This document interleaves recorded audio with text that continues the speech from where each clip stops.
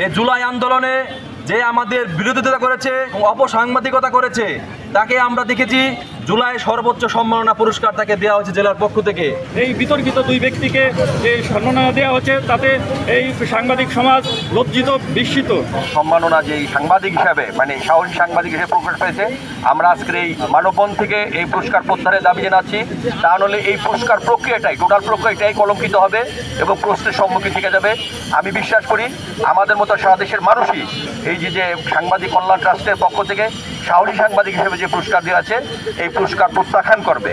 এটা এই দেশের মানুষ স্বাভাবিকভাবে মেনে নেবে না। এই ধরনের একটি পচা মানুষ যে সাংবাদিকতা আসলে এই ধরনের একজন প্রতারককে, যিনি জুলাই গণ অভ্যুত্থানের তার অবস্থান থেকে সর্বোচ্চ এই গণ অভ্যুত্থানের বিরোধিতা করেছে, এই আন্দোলনের বিরোধিতা করছে, তাকে কিভাবে পুরস্কার দিল এটা আমি আমার বোধগম্য না।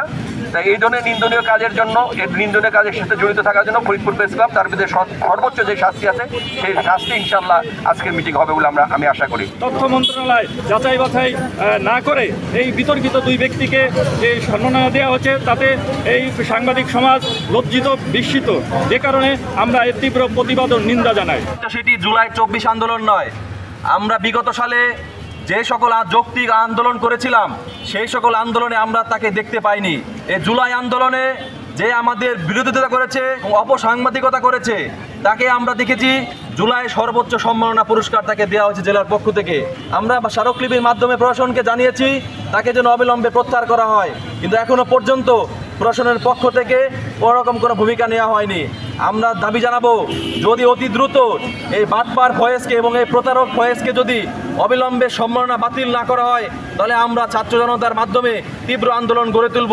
ফয়েজকে 24-এর গণ আন্দোলনের সাহসী পুরস্কার দেওয়া হচ্ছে, এটা একেবারে হাস্যকর বিষয়।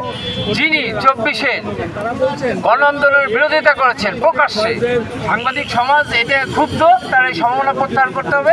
এমন একটা বিষয় নিয়ে যে আসলে আমাদের জন্য লজ্জাকর যে সাংবাদিক পরিচয়ে সে বিভিন্নভাবে প্রতারণা করে যে জুলাই আন্দোলনের সাহসী সাংবাদিক পুরস্কার সে পেয়েছে, যে তার সে যে চর্যাবৃত্তি করে তার একটা সাপ্তাহিক বাংলা সংবাদ প্রকাশ করেছে, যেখানে সকল নিউজগুলোই অন্য মিডিয়ার অন্য প্রতিনিধি নিউজগুলো কপি করে বসানো হয়েছে এবং নিজেই ক্রেডিট নিয়েছে।